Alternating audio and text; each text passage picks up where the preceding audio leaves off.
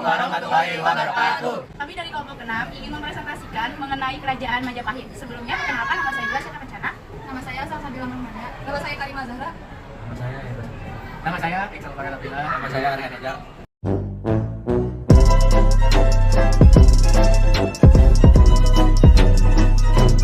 A few moments later. Saya akan menjelaskan lokasi kerajaan Majapahit. Lokasi kerajaan Majapahit terletak di Selat Sungai Berantas, Kecamatan Trawulan, Kabupaten Mojokerto, Jawa Timur.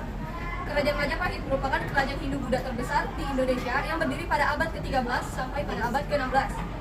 Majapahit didirikan oleh Raden Wijaya pada tahun 1293, seorang menantu dari Kertanegara Raja terakhir Singosari. Pengembangan di bidang pemerintahan dan politik kerajaan Majapahit. Yang pertama, pemerintahan. Majapahit telah mengembangkan sistem pemerintahan yang teratur. Pada masa ini, kerajaan Majapahit menjadi pusat perdagangan dan budaya yang penting di Asia Tenggara. Selain itu, kerajaan Majapahit juga berhasil menguasai beberapa wilayah di Asia Tenggara seperti Selat Malaka dan wilayah-wilayah di Kepulauan Nusa Tenggara. Kedua, politik. Dalam kehidupan politik kerajaan Majapahit, raja yang memerintah memiliki kekuasaan tinggi dalam pemerintahan. Namun, raja tidak dapat memerintah sendiri. Ia dibantu oleh beberapa petinggi kerajaan seperti Patih, Mahapati, dan Senapati. Masa kejayaan kerajaan Majapahit. Kerajaan Majapahit mencapai masa kejayaannya ketika masa kepemimpinan Hayam Wuruk pada 1350 sampai 1389 Masehi. Masa kejayaan Majapahit tidak terlepas dari peran Gajah Mada yang berhasil menumpas pemberontakan serta mampu menyatukan Nusantara. Jadi disclaimer, jadi dulu tuh kerajaan Majapahit sering mengalami perang saudara serta pemberontakan dari rakyat itu sendiri. Budaya kerajaan Majapahit sangat memperhatikan bidang kebudayaannya, terutama bidang sastra. Banyak karya sastra dihasilkan pada masa kerajaan Majapahit. Misalnya kitab Negara Kata Gama dituliskan oleh Empun Prapanca, kitab Suta-Susomo, dan kitab Arjuna Wijaya dituliskan oleh Empu Tantular, dan kitab Suta-Somo dituliskan Makna Budaya yang Luhur, yaitu budaya yang luhur yaitu Bhinneka Tunggal Ika. Selain sastra kebudayaan dalam bentuk bangunan candi berkembang cukup pesat.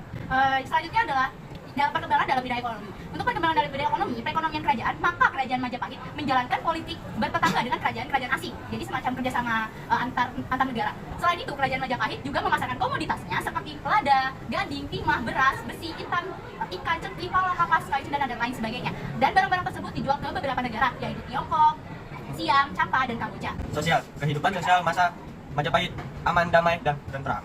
Dalam kitab Negara Tragama, Wuruk melakukan perjalanan keliling ke daerah-daerah untuk mengetahui sejauh mana kemajuan dan kesejahteraan rakyatnya. Perlindungan terhadap rakyat sangat diperhatikan.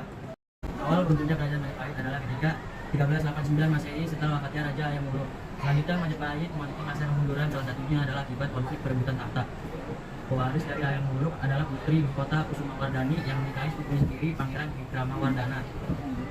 Selain itu, Hayam Wuruk juga memiliki putra dari selirnya, yakni Wirabumi, yang juga menuntut haknya atas tahta raja. Akhirnya meletuslah perang saudara di kerajaan Majapahit yang sering disebut dengan Perang Paregruk, yang diperkirakan terjadi antara 1405 hingga 1406 antara Wirabumi melawan Wikramawardhana.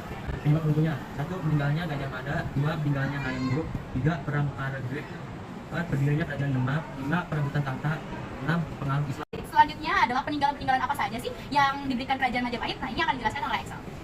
Yang pertama, jadi ada Candi Penataran, dan bisa dilihat gambarnya Di di sini. PPT-nya nanti akan ditampilkan. Yang kedua adalah Candi Jabung. Yang ketiga, Candi Bajangakartu. Yang keempat, Candi Tikus.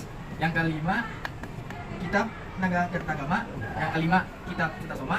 Yang keenam, Candi Suku. Begitulah presentasi yang dapat kami tampilkan. Kurang lebihnya kami mohon maaf.